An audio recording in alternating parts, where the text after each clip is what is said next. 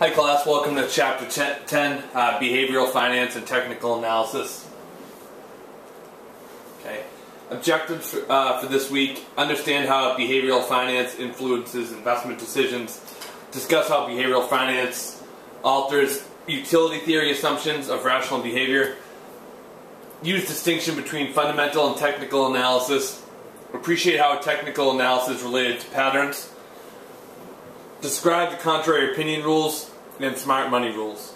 Discuss key indicators, series, and attempt to track the direction of the market. Okay, behavioral finance. Okay, makes assumptions of economics and finance. It assumes humans act in a rational way, make cold rational decisions about risk and wealth, trade-offs, and always work to maximize utility and wealth. Okay, is that true? Do you think people always act rationally with their money? No. Okay, that's why this is just a theory. It's more of a guidance on finance. Most people, in my opinion, and I think this is correct, don't always try to get the most utility out of their money possible. They try to they make irrational decisions with their money.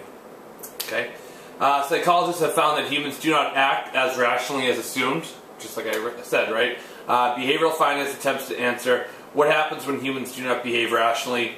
Do investors consistently make rational decisions, and do they really maximize their utility and overall wealth? Okay. Support for behavioral finance comes from the incidence of market bubbles. Okay, the Dutch tulip bulb mania in the 1800s. We won't go into that. Okay, Florida land bubble in the 20s, technology stocks in the 90s, and real estate just a few years back. Right, were all the buyers at the top of the market rational? Probably not, right? I technically bought at the top of the market in 2005. I bought a one-bedroom condo. While I couldn't get what I paid for it today, I couldn't break even at this point. That's what I'm trying to say. I don't think I acted irrational. Not everybody who bought from like 2004 to 2007 was irrational, but the irrational decision in the housing bubble would have been taking out some funky loan that jumps up in payments after a certain amount of time, or taking a loan out on a house for $50,000 more than it's worth, right? Heuristics is a technique for problem solving based on experimental learning, non-reflective, intuitive, okay? And we may adhere to social trends and fads if they are false, okay? Humans make judgments based on representativeness. Okay. People assess the chance of an event occurring based on how similar events, based on how similar the event is to a stereotype. Another way of saying that is, is it similar to what we've seen in the past? Okay. And representativeness occurs when people assess the chance like I said, an event will occur by determining how similar the event is to a stereotype, or a thing in the past is how I like to refer to it. Availability. People remember more recent events more intensely than in distant past. That's why we'll have one bubble and we'll have another one 10 years later, but it's on a completely different area. We're kind of oblivious in behavioral finance to things that maybe haven't happened in 100 years, right? Next, anchoring and adjustment. Okay, according to anchoring and adjustment heuristic, people make estimates from an existing or initial value and then adjust this value to reach the final conclusion. Okay. The prospect theory. Okay, prospect theory is an alternative to the utility theory and shows results that differ from the standard utility theory. In general, this points out that people don't accurately use probability of expected values when given a choice between certain outcomes and probable outcomes. Okay. Now, the book gives a good example of this. If you were guaranteed $450, right? But the alternative offer was, we'll give you a 50% chance of nothing and a 50% chance of 1,000. Technically, you should take if you're just pure logic, you should take the gambled effort, right? But because of things like the availability theory, you'll because of behavioral finance kicks in, you're more likely to take the guaranteed money, right? And here's the problem right here. Okay. So people overwhelmingly choose A, right? The guaranteed amount. But utility theory assumes people would take B. Is this rational? Right? Humans prefer certainty. That's pretty rational to me. Okay. Overreaction. Investors systematically overreact to unexpected or dramatic events because inefficiency in the stock market includes both good and bad news, winner-loser effect. Current bad performance tends to outperform good performers and supported by arbitrage strategies. Is it explained by our inability to forecast and model accurately? Well, you know, if we were all perfectly rational, we could then all perfectly determine everyone's rational decision, and every model would, pretty much be accurate. But because of behavioral finance, things don't always work in perfect motion. The market definitely has overreactions. One day you'll have a big sell-off, right? Stock market will drop. Maybe it overreacted, and the next day it shoots back up. Okay. There's other stuff going on here. Mental accounting involves framing, where investors have a frame of reference. For example, the price of stock they purchased that influences their decision to buy, sell, or hold. There's a tendency to divide investment accounts into different piles, such as low risk or high quality. Risky type of mental accounting doesn't allow investors to focus on total wealth, but instead involves them more in the gains and losses game. Okay, momentum investing strategies seem to work. Momentum occurs when a stock is moving in one direction in a constant fashion. As investors see upward momentum, they pile on and push the price even higher. Fulfilling prophecies there. Herding, another issue. Herding refers to follow the leader mentality. Everybody else is doing this, so I should too. This happened when I bought Sirius satellite radio stock in like 2005. I did buy it early, but I kept on piling on. Like I bought some at $3 a share. So, and I bought more at $5 a share. And I bought more at $7 a share. It ended up going up to $9, but I didn't sell out all at $9. I sold on the way down, So, sometimes it works, sometimes it doesn't. Okay, technical analysis, really important to remember this. Examines prior price and volume data and other market-related indicators that turn past trends, believing they may help to forecast future trends. Okay, so this is something that says, technical analysis might be, when volume is over X amount, odds are in the past that the stock has went up when the volume is this high. 9 times out of 10, that would be pretty accurate, but maybe it might be 7 out of 10.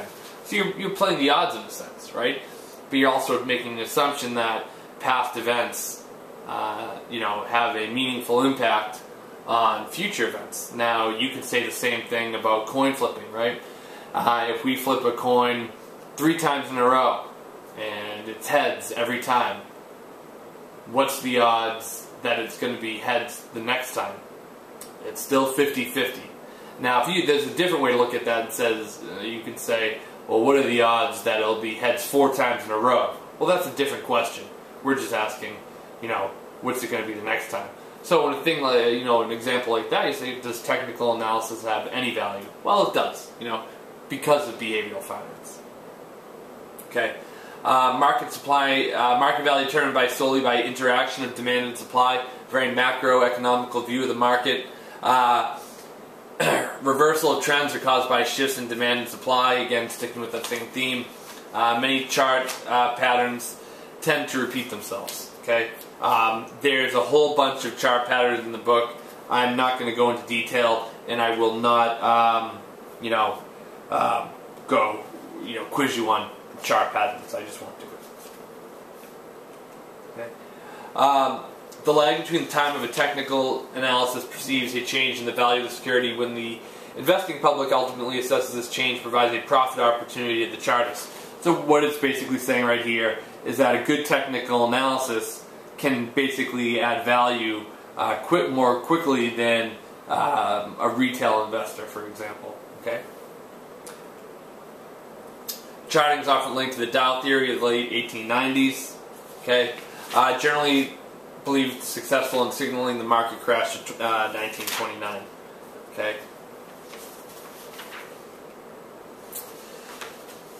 Essential elements of the Dow theory: 3 major movements in the market. There's daily fluctuations, secondary movements, 2 weeks to a month, and then primary trends, long term, maybe bullish or bearish in nature.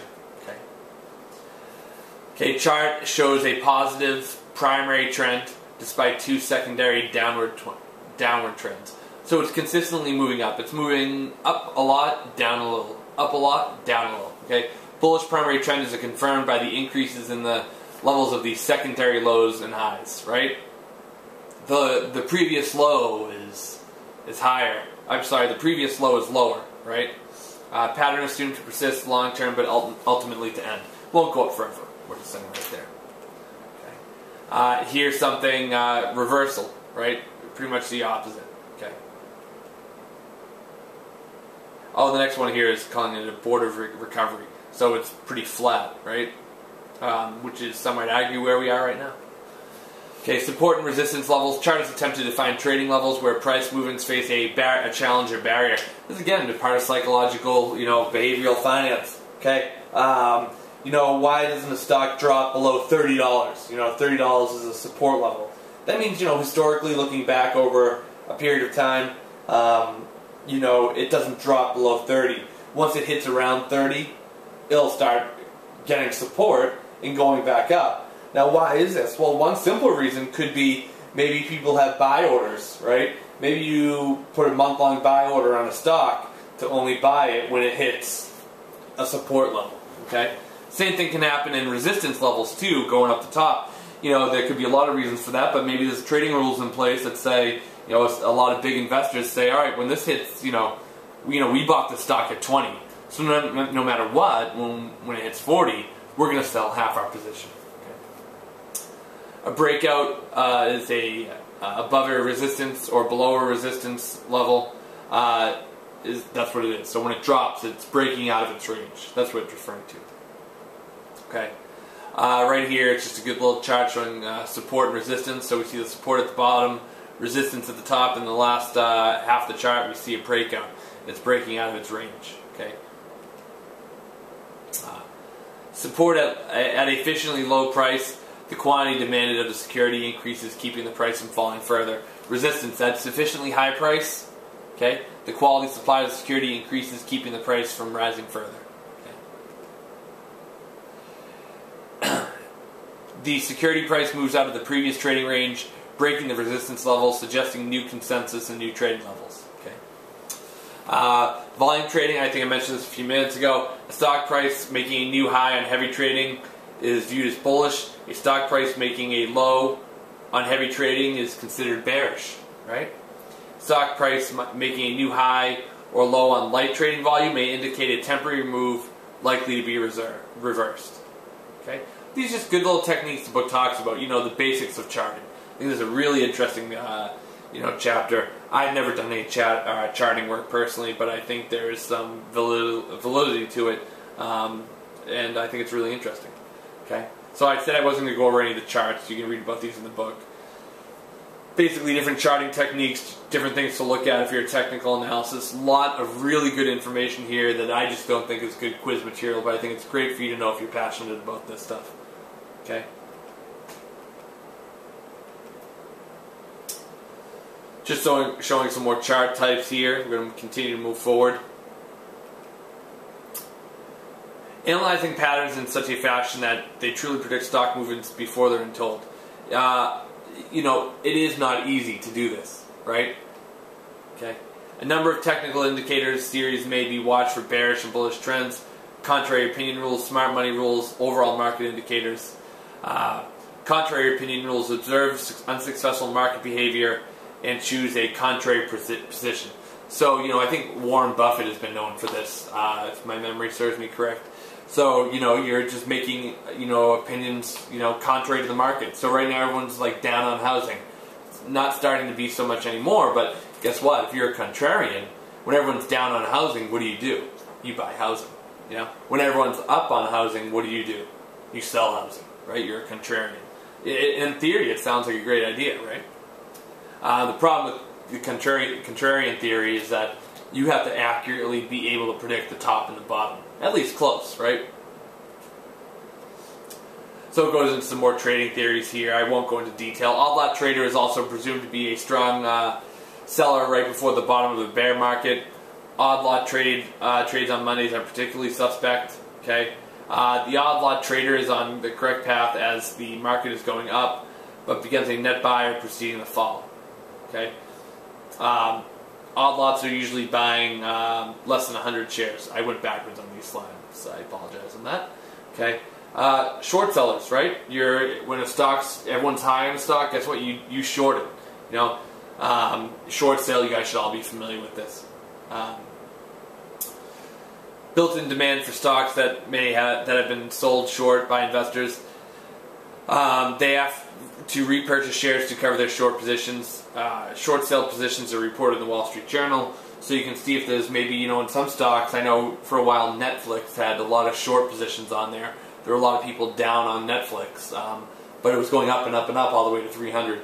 Then eventually kind of the shorts won on that one when it dropped from 300 to 80. Okay, computed ratio of a total short sale positions on an exchange to the average daily exchange volume per month.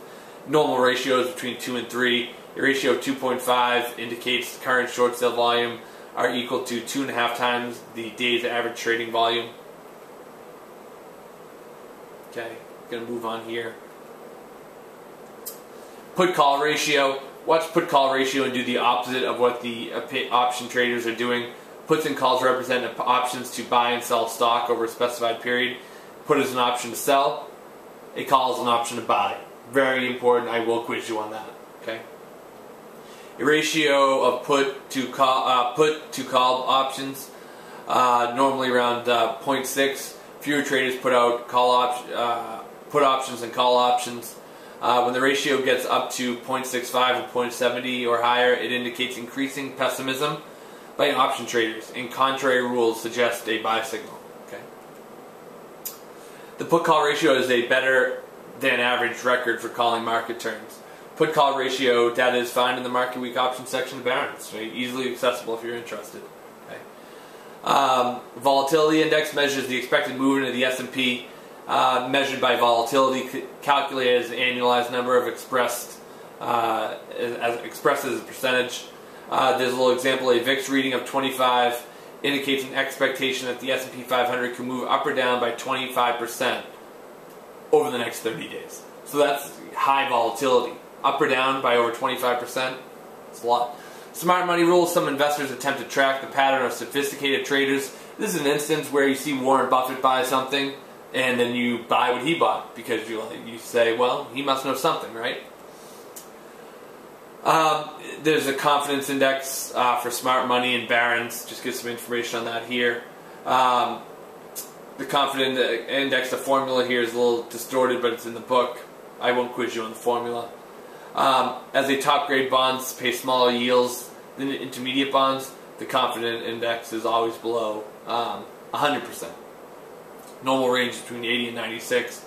If bond investors are bullish about future economic prosperity, they are indifferent between holding top and intermediate grade bonds. Okay. Gives you some more information on the Barron's Confidence Index, how it's calculated. Okay. Few months is the lead time between what happens to confidence index and what happens to the economy. Okay, so there's usually a lead time on that. Mixed record may be partly due to the fact that the supply of new bond issues can influence yields as much as investor attitudes. Okay, short sales by specialists, the ratio of special short sales to total the amount of short sales on an exchange.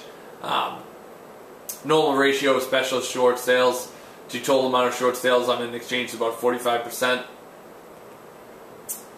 Overall market rules. Attempts to measure what broad range of securities are doing compared to a market average. Okay, the Dow Jones is rising while the number of daily declines consistently exceeds the number of daily advances. This might signal the end of a bull market. Why? Because conservative investors are investing in blue chip stocks. There's a lack of broad-based confidence in the market. Okay. When the Dow Jones is going down, but advances consistently lead declines. Okay. The market may be poised for a recovery. Okay. Another, just a set of good technical analysis tools that have historically seemed effective. Okay. Moving on, that's it. So that's it for this week, guys. If you have any questions, please don't hesitate to reach out to me. Thank you.